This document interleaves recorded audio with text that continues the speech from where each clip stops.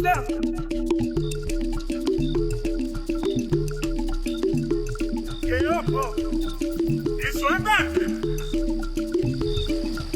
m, unu mere nke ọma wee bịa taa.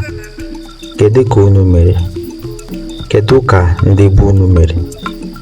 Anyị dị mma nna anyị. Taata, aga m akọrọ unu akụkọ banyere mbe onye nke a na-akpọ Omekanna ya na enyi onye nke a na-akpọ Kambiri. Ngwanụ ka anyị bido. In days past in Igbo land, suitors came to marry Akonna, but she rejected each one.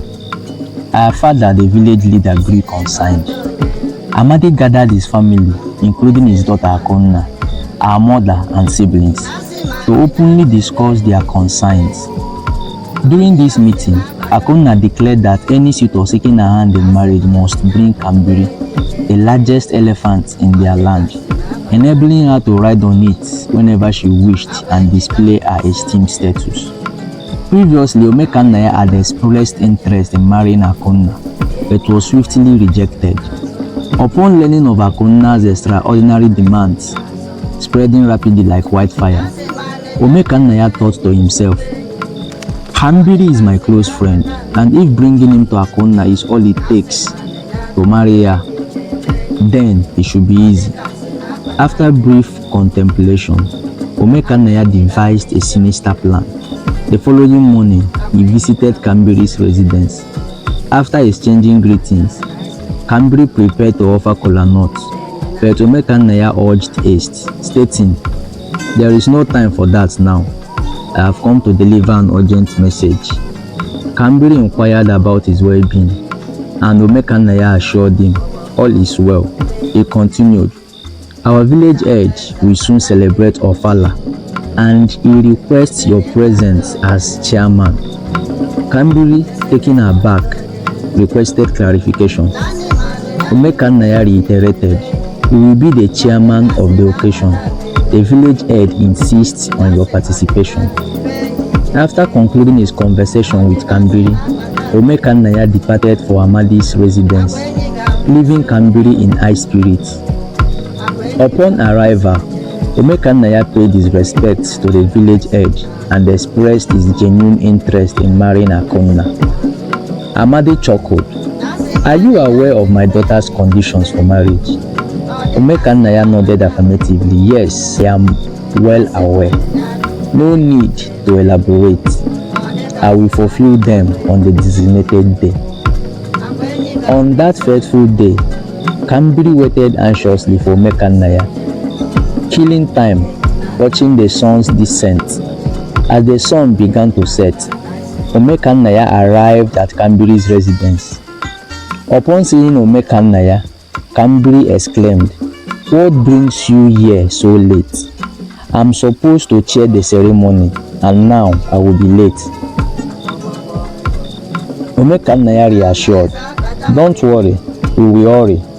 I have been preparing since morning, waiting for you. The journey has begun. Let's depart at once."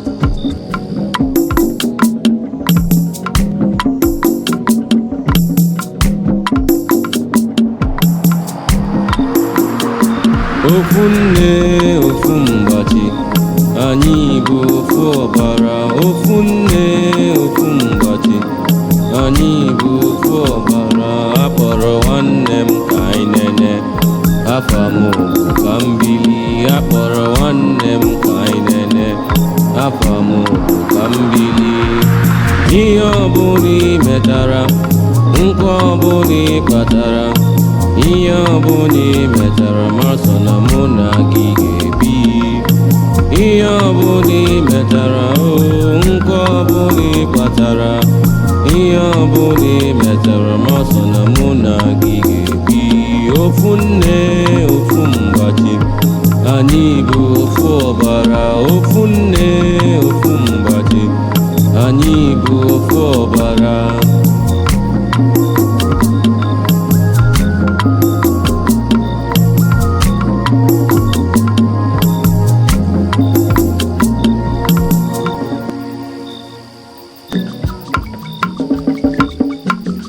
As they journeyed, Kambiri reminded Omekanaya to hasten their pace, warning, if we don't hurry, we will be stuck on the road while the celebration ends and everyone disperses. Omekanaya urged Kambiri, remember, your strides are longer than mine. Wait for me. Kambiri retorted, no way, I won't wait for you. Omekanaya asked Kambiri, please, let me climb onto your back. Kambiri replied, hurry up and climb. We need to proceed swiftly. Omekanaya struggled to mount Kambiri's back, finding it challenging due to his short stature. He appealed to Kambiri, as you can see, my legs aren't long enough to reach your back. Please allow me to use this rope to tie myself to your neck, making it easier for me to ride. Kambiri responded, do whatever you need to, just hurry. As they approached Amadi's residence, Omekanaya loudly announced, Father, our leader, I have brought Kambiri, the elephant. Father, our leader, I have brought Kambiri, the elephant. Kambiri questioned, what are you saying? Did you say you brought someone? Omekanaya, did you say you brought someone? Omekanaya. Omekanaya clarified, I said, may the land prosper and bless Kambiri. I indeed brought Kambiri, who will cheer the occasion. Kambiri will lead, and we will follow behind you. As Kambiri and Omekanaya made a grand entrance, their impressive procession resounded, revealing Omekanaya's presentation of Kambiri.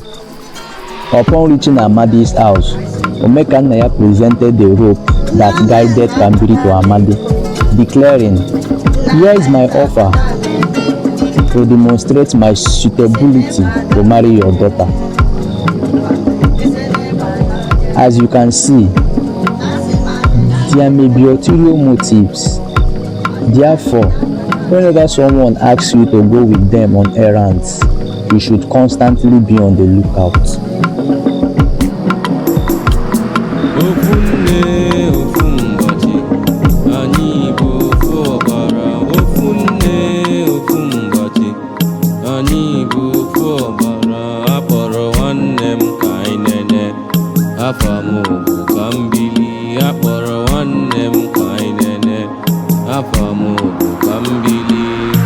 Ihe ọbụla i metara, nkwa ọbụla i kpatara, ihe ọbụla i metara, ma sọ na mụ na gị ga-ebi.